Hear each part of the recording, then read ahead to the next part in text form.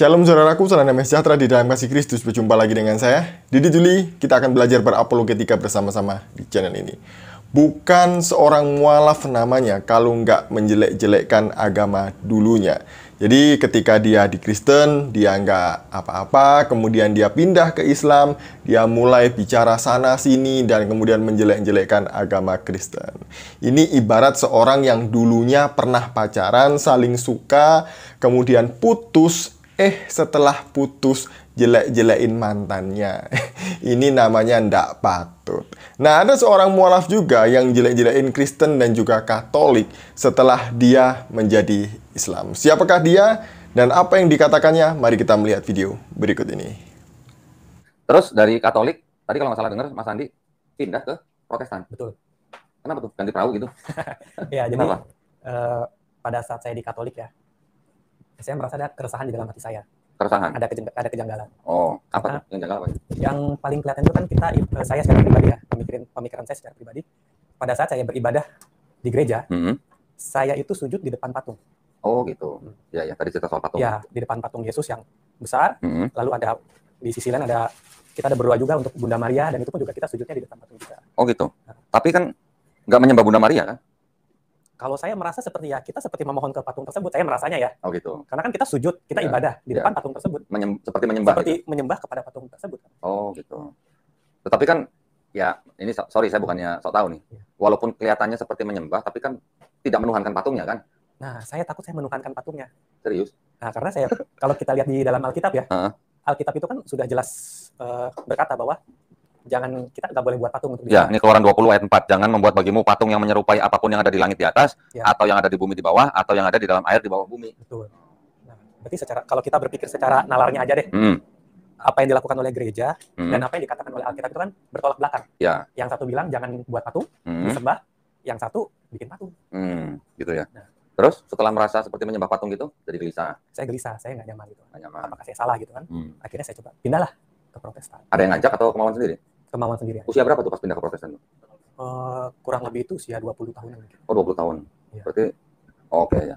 Waktu di Katolik sempat aktif nggak di kegiatan remajanya atau apanya gitu? Sempat ikut kegiatan-kegiatannya. Sempat. Pernah jadi putra altar? Belum. Oh, belum pernah.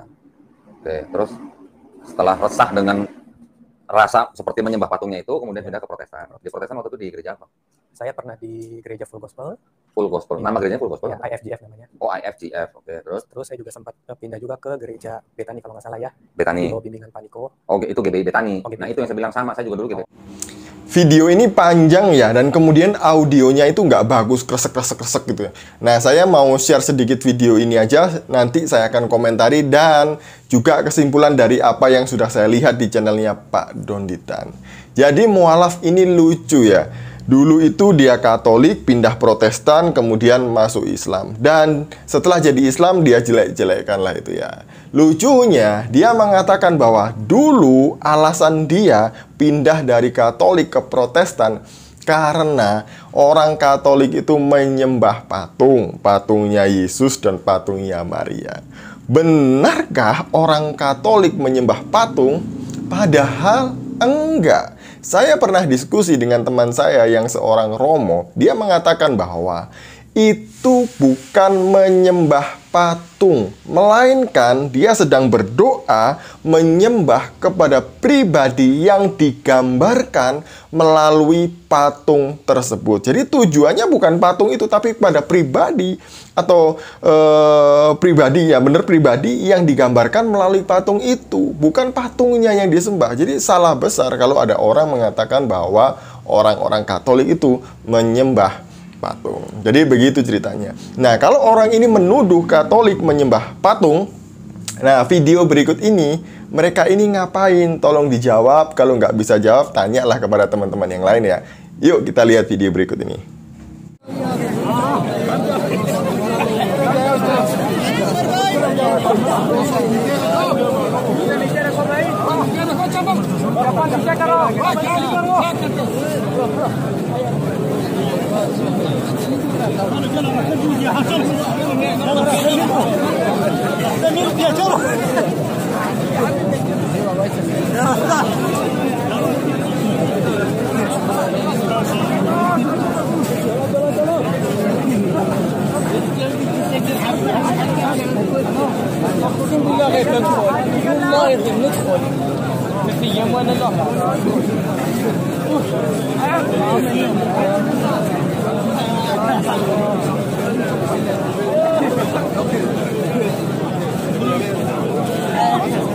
Saya nggak mau ngomentari video ini ya, karena ini bukan ranah saya. Tapi ya siapa tahu mualaf ini lihat dan kemudian bisa merenungkan kembali apa yang dilakukan ini. Nah, kemudian tadi setelah dari Katolik dia pindah ke Protestan, yaitu IFGF. Setahu saya loh setahu saya bahwa IFGF ini bukan Protestan. Tapi IFGF ini lebih ke lintas denominasi. Denominasi apa aja bisa bergabung beribadah dengan IFGF. Karena di dalamnya juga ada persekutuan para pengusaha. Jadi ya mereka bisa lintas denominasi, begitu. Kemudian yang kedua, Protestan yang dimaksud oleh mualaf ini adalah Betani. Betani itu juga bukan Protestan, bro. Betani itu adalah Pantekosta karismatik. Jadi bukan Protestan.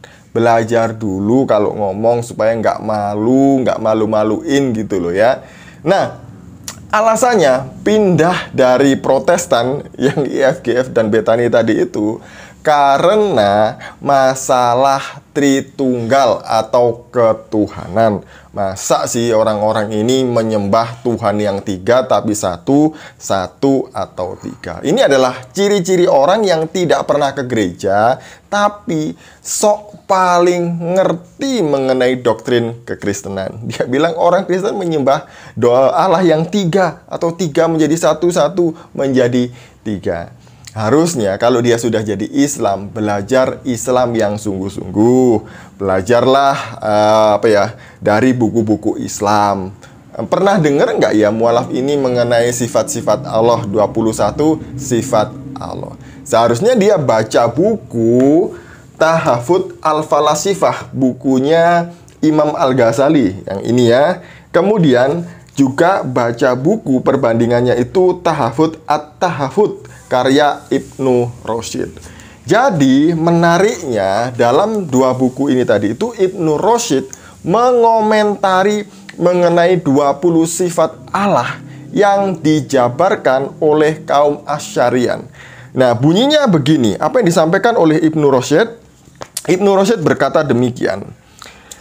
Kafirlah yang berkata bahwa Allah adalah yang ketiga dari tiga. Kaum Serani bermaksud bahwa Tuhan tiga oleh wujud, Hayun dan Alim, ada hidup dan tahu, serta Esa selaku Sai, Wahid satu substansi. Tetapi para mutakalimun Asy'ariyah lebih kafir lagi karena mereka mengandaikan adanya 21 Tuhan. Jadi menurut Ibnu Rushd, kaum Asy'ariyah ini tadi itu lebih kafir lagi dibandingkan orang-orang Kristen karena membagi Tuhan menjadi 21. Kalau orang Kristen itu kan membagi menjadi 3. Nah, mereka membaginya menjadi 21. 3 sama 21 itu banyak mana sih? Banyak 21 ya. Jadi biarlah video ini menjadi pembelajaran bagi mereka para mualaf ya, supaya mereka melihat sendiri agamanya dulu sebelum mereka menjelek-jelekkan agama Kristen maupun Katolik dan juga Ortodoks. Demikian dari saya, semoga ini mencerahkan dan memberkati kita. Shalom, salam waras, Tuhan Yesus memberkati.